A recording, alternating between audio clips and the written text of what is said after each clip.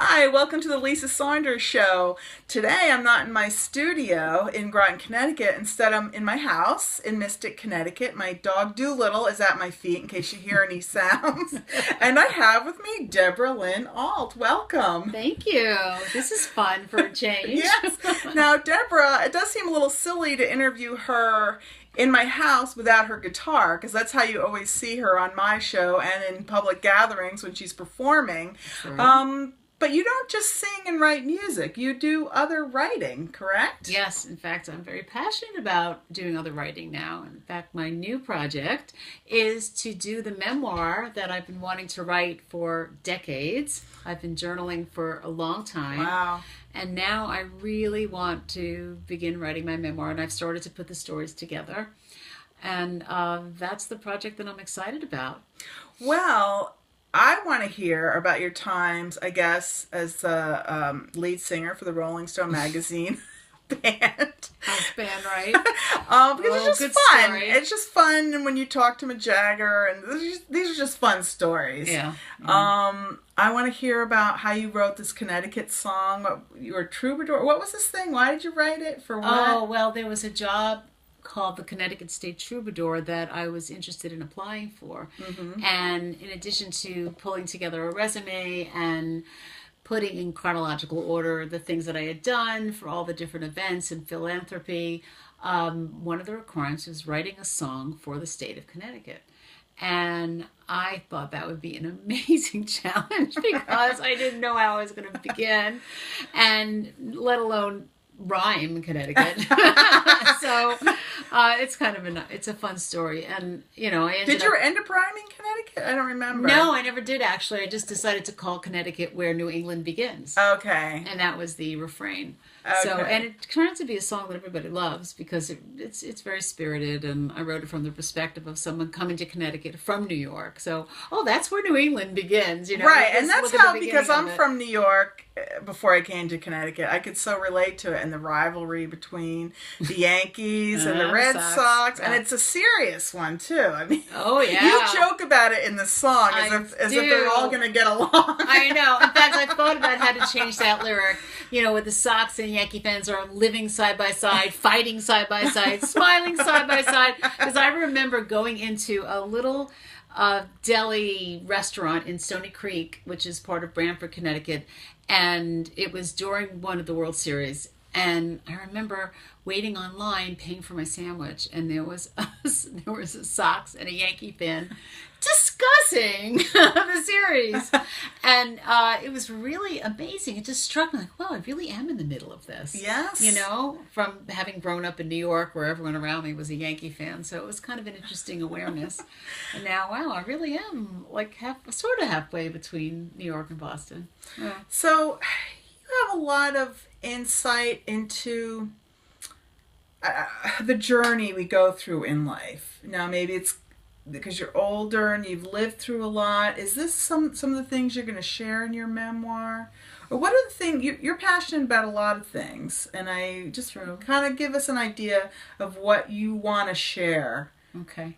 Well, I guess a good way to put it would be that I think that my passion comes from learning early on that expressing myself through song, through words, through living life fully is ultimately the most fulfilling way to live.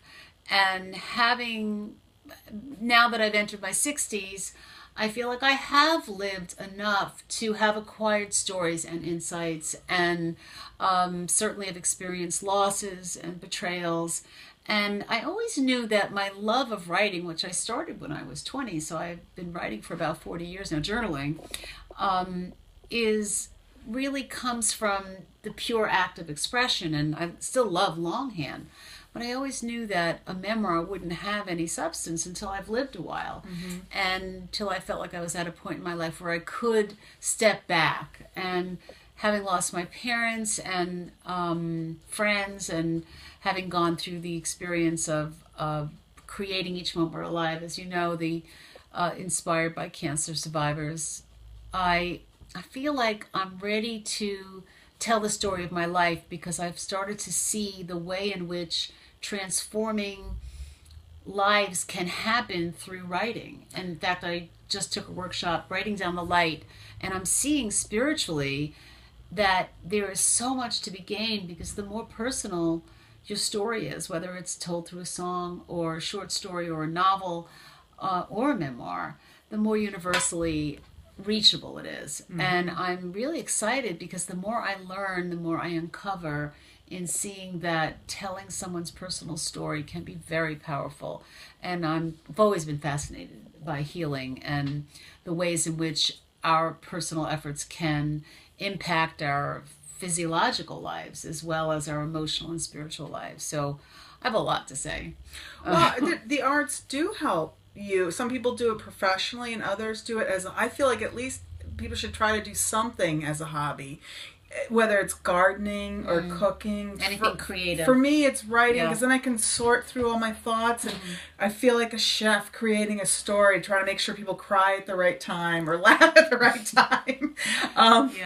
And my book, my memoir about my daughter's life, is currently being translated into Japanese, and she's constantly writing me, well, how do I make that into Jap? You know, she's thinking, because she's got to make people cry here or laugh, and she's got to, and she doesn't always know exactly how I mean it, so to be related to Japanese.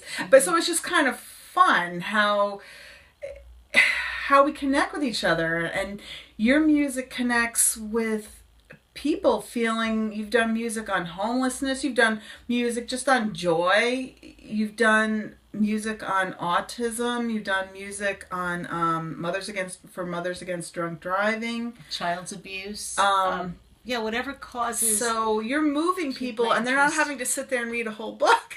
Good point. Yeah.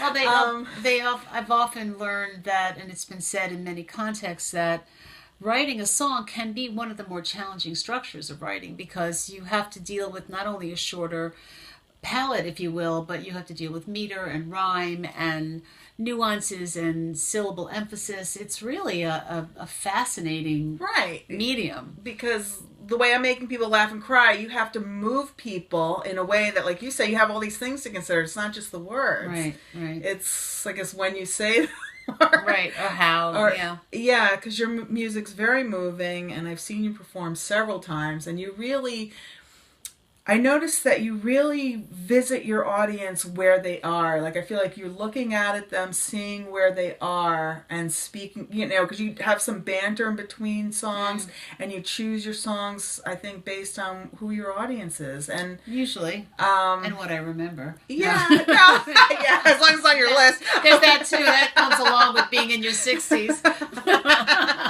So I look forward to hearing what you have to say, because you've done a lot of work to share other people's stories, like with the cancer survivors, and you have a book, Each Moment We're Alive, and you have a podcast called Each Moment We're Alive, and a song. So how can people access all the works that you have right now? Well, my website, debrasong.com, has access to my blog and my podcast, as well as being able to buy my CDs and book.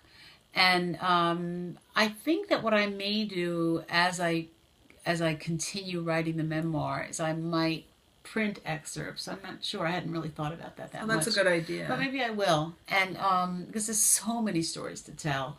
And plus it'll keep you moving, because I notice when I have a deadline of I just want to present something on my blog or in a newsletter, it forces you. Yeah, and having an excerpt is kind of a nice little thing. It's a little teaser, and maybe people will be interested in reading the whole book. And well, I can't wait to get a copy. So please keep me on your Can people get your newsletter? Can they go to your website and sign up to receive your newsletter? Absolutely. Okay. Is it obvious? Go there, get my newsletter, kind of thing. Yes. Okay. Absolutely. All right. Well, Debra, thank you so much for coming to my house here. My pleasure. My pleasure. And you had me on your podcast. So if you want to go, how do people find your podcast? Well, actually, it's right on the website. If you go to the homepage and you scroll down, you'll see podcast and blog, and I think it's pretty well laid out. So you can hear your podcast right from the website then? Yes. There's a link. Okay. All right. Great. Well, thank you so much, and see you next time. Bye for now.